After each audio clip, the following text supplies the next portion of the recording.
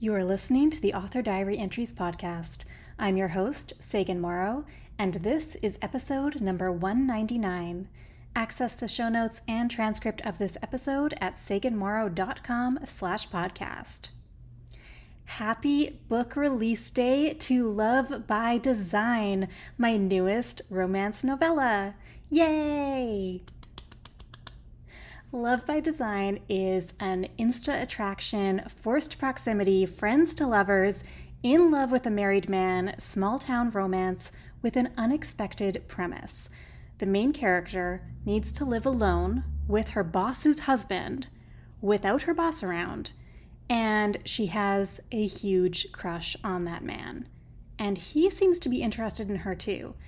And her boss seems to be encouraging them to spend more time together. So this is kind of a twist on the workplace romance trope as well.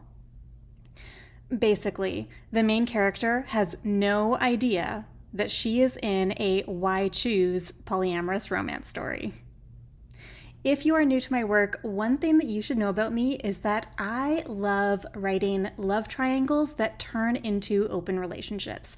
We have seen this happen over and over again through various iterations and styles across the 10 romance novellas that I have published to date in the Polyamorous Passions Universe.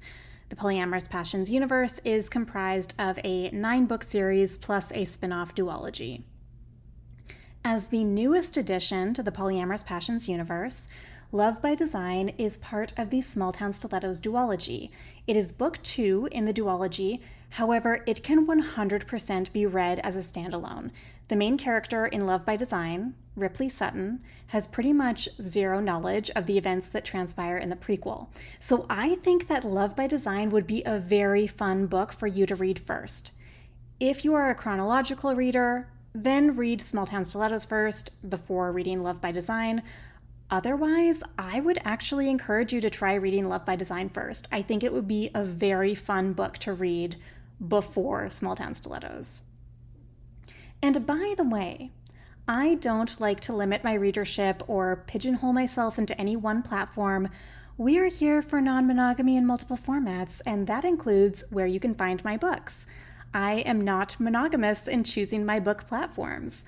My books are available on Kobo, Kindle, Barnes & Noble, pretty much every major ebook store platform, or you can always request them at your local library. I also include all of my novellas in Kobo Plus, so if you have a subscription to the Kobo Plus monthly membership, then you can read my novellas for free. Yay! Link is in the show notes for this episode, or you can visit saganmorrow.com/books, or search Love by Design by Sagan Morrow on your favorite bookstore platform to grab your copy of Love by Design today.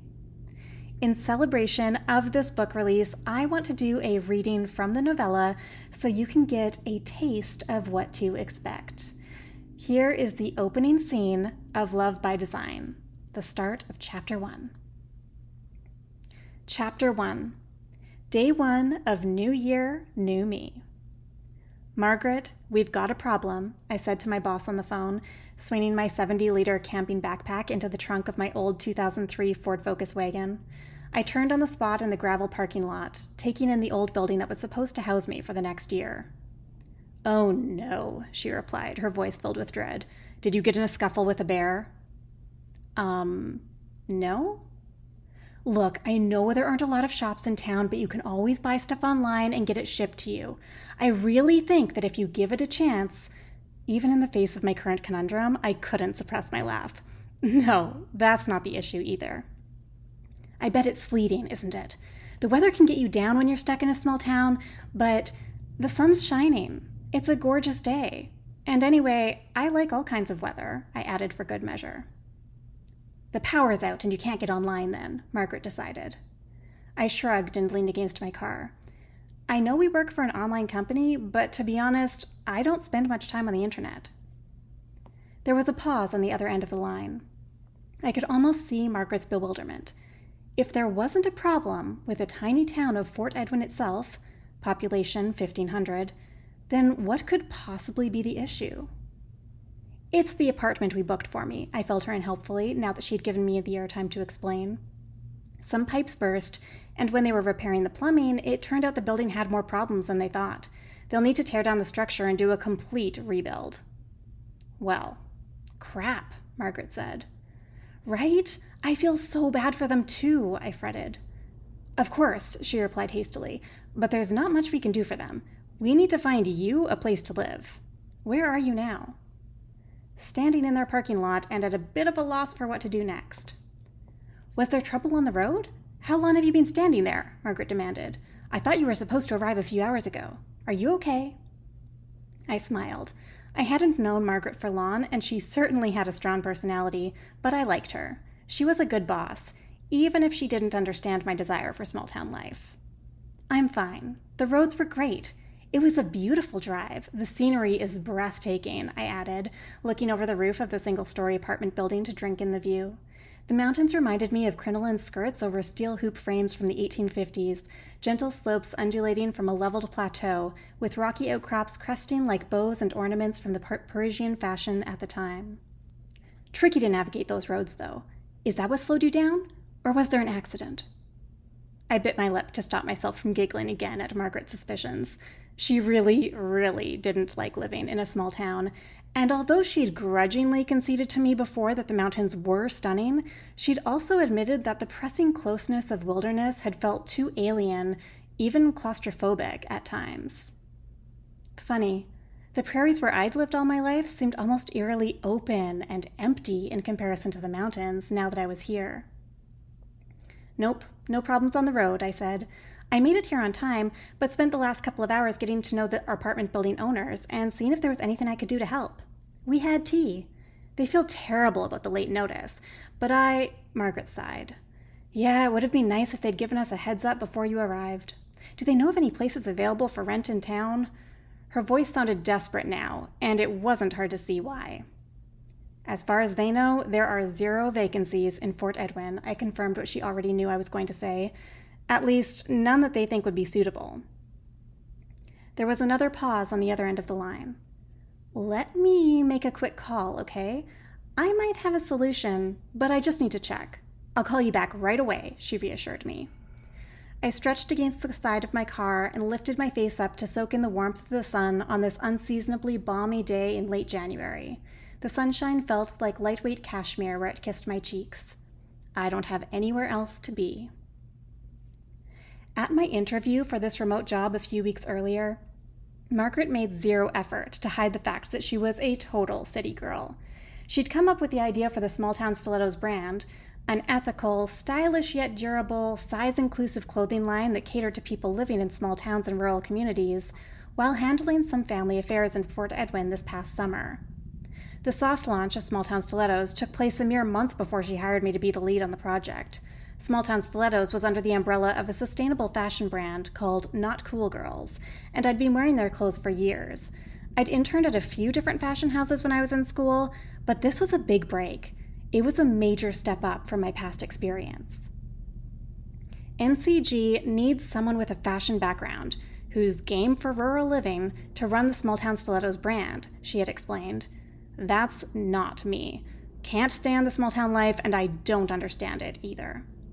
I've always dreamed of living in a rural community, I answered eagerly. They're so romantic. It's too crowded and chaotic here in the city. She grinned at me. You are exactly who Small Town Stilettos needs. When she offered me the job the next day and said that they wanted someone on the ground in Fort Edwin within the month, I jumped at the chance. The truth was, leading the Small Town Stilettos brand in Fort Edwin was my dream opportunity. Dream job as a fashion designer. Check. Dream home in a small town. Check.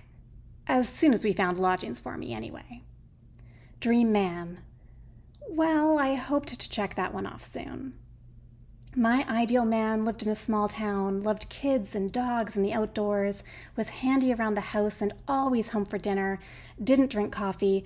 I hated the smell of it, so there was no way I could stand being married to someone who guzzled the stuff, and enjoyed taking me camping and hiking and kayaking on our dates. He cared deeply about the local community. He was kind and thoughtful and adored me. I knew what I wanted in a life partner, But so far, I hadn't been able to find that perfect for me person yet. The phone rang 10 minutes later. I reluctantly dragged my eyes away from the snow-frosted conifers, pulling the phone out of my pocket to answer it. "Found you lodging," Margaret announced triumphantly in greeting before I could say hello. I opened the car door and strapped on my seatbelt. "Hi, Margaret. That's great. Thank you. How? Where?" 165 James Drive. Take the main road to the church across the street from the gas station, then make a left and drive for about 3 blocks until you reach a house with 3 big dogs in the yard. They'll bark at your car.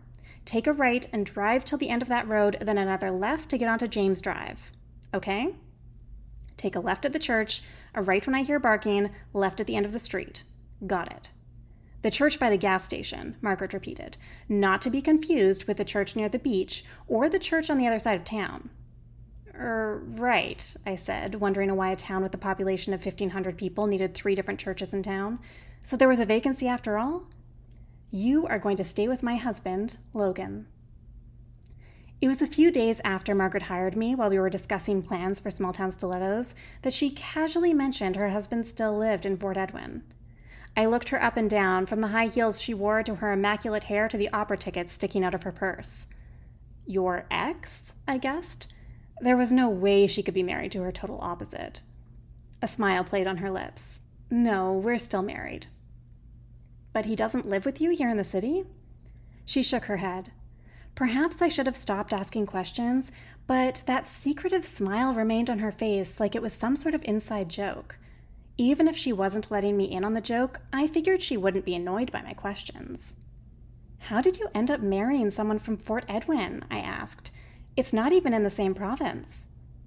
"It's a long story," Margaret answered, busying herself with papers on the desk.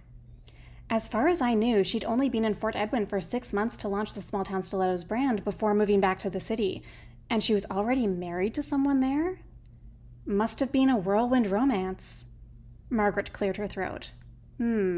Something like that. "I don't want to be a burden on your husband," I told Margaret on the phone now, not yet firing up the ignition. It would be awkward enough to stay in my boss's house if she was living there with me, but to stay for an undetermined amount of time at their house with only her husband as my roommate? Was that crossing a line? "Don't be ridiculous. He's a people person." "This is asking a lot. I don't want to be any trouble." "You're not any trouble. This saves the company the need to pay rent for an apartment, so you're actually doing NCG a favor. What's mine is yours." "But you don't think it's kinda weird for me to stay at your house? With your husband? Alone?" "Ripley," Margaret said, and I could hear the exasperation in her voice this time. "Trust me, there's nothing to worry about. You're perfect for this job.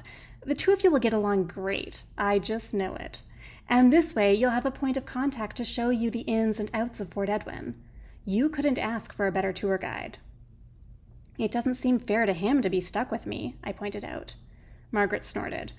"Oh, he won't mind one bit," she said firmly. There was an odd tone to her voice. Satisfaction? But no, that didn't make any sense. I must have imagined it. "If you're absolutely sure," I said, wavering. 1,000%, Margaret replied. There you go, a sneak peek from the first scene of Love by Design. This is such a fun romance novella. I am obsessed with the dynamics between Ripley and her love interest, and I just know that you are going to love this story and their relationship as much as I do. The best way that you can celebrate book release day with me is by grabbing a copy of this book at your favorite ebook store. Maybe even 2, one for yourself and another for a friend. Just search Love by Design by Sagan Morrow on those platforms or visit saganmorrow.com/books. Thank you so much for supporting me and happy reading!